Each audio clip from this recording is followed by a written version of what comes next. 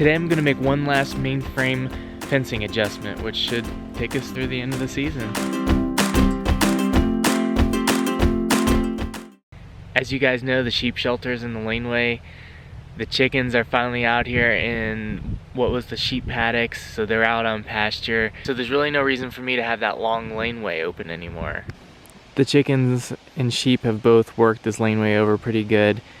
Neither of them need it for anything anymore. The chickens really tilled this spot up. I think they were there about 4 days before we got them on pasture. So just like I've been trying to do in the other areas, I'm gonna close this laneway off and let it get some rest. First, I'm gonna set up this temporary fencing that I had set up yesterday just to keep the lambs from coming over this way.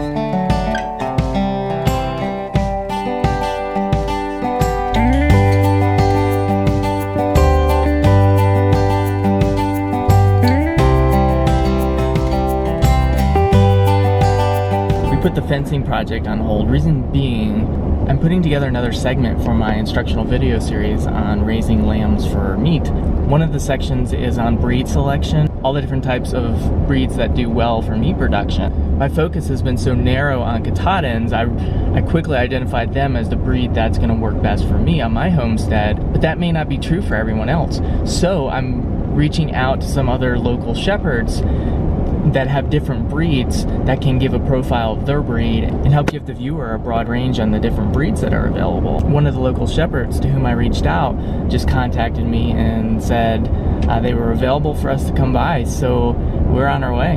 Whoa. Hello. Hello. Hello, Daddy. Little buddy is not liking the dogs jumping on him. Okay, let's go up here to the door. See who's inside? Well, hi. Come in. Hello. Come in. She just wants to love you. Actually, I have grand boys Daddy, too. pick me up, Daddy. Rudy, come here. Who's Rudy? This is Rudy. Rudy, here. Come by.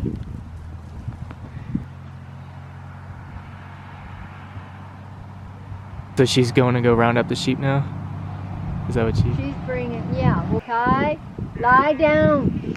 You, lie down. Look behind.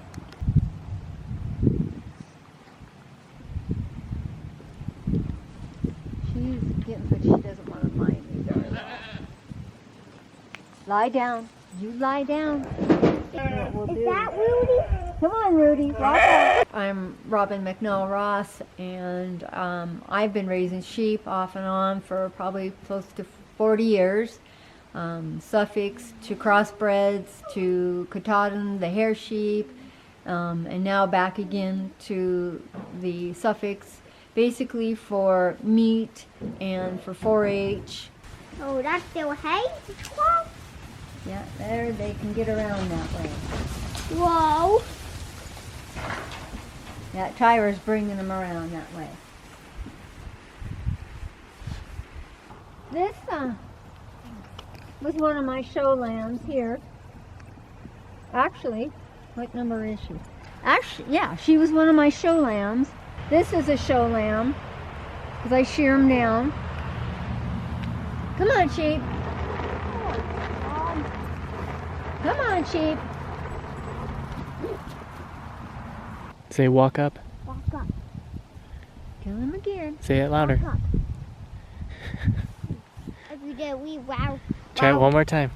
Walk up. I mean, they were staying together pretty well, but still the hair sheep were more in the front in the bunch, and the woolies were more behind. Oh, I'll have them come right to us. Bring them.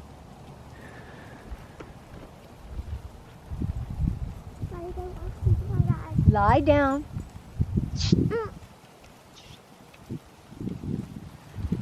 Oh,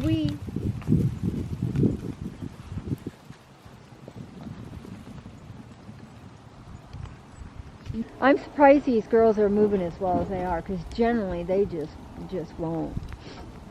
And they're not wanting to really come to us like the hair sheep. We've taught them. They come to us because, come by.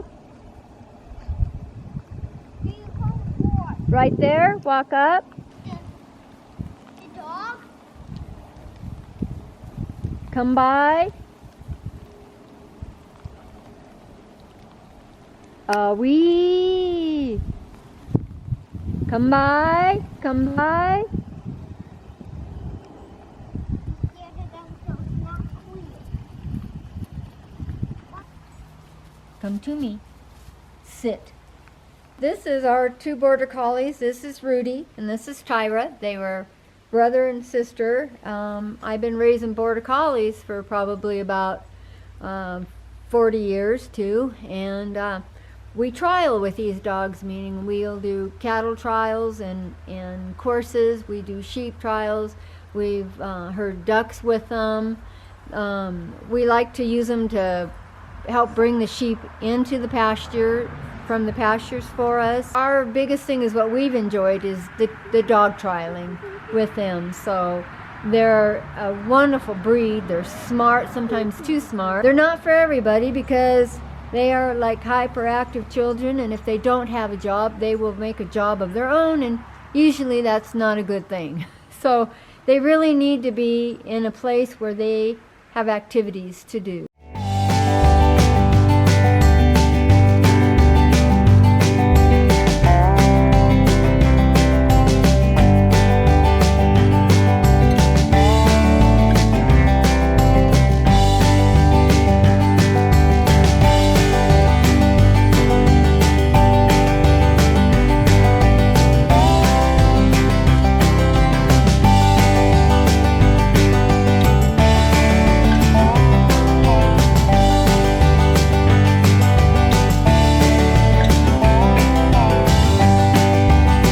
That was awesome, wasn't it, little buddy? I like Rudy and his tail.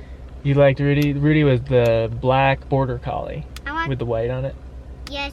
That was a really cool experience, getting to see the herding dog demonstration. Really cool.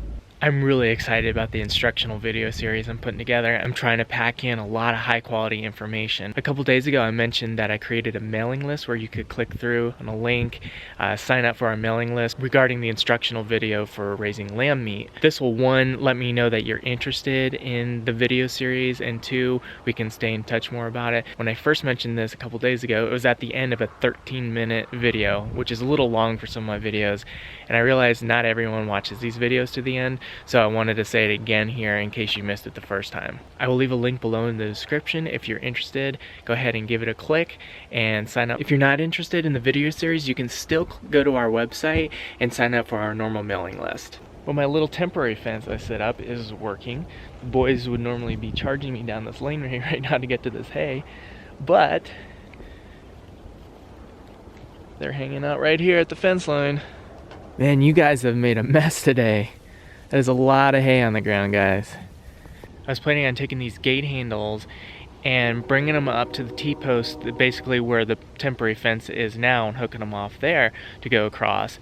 And basically I would just tighten these reels to pull in all the slack the length of the laneway. So I'd unhook the handles down there, walk all the way up this way, and instead of it turning 90 degrees that way, it would come out diagonal across to that T-post over there.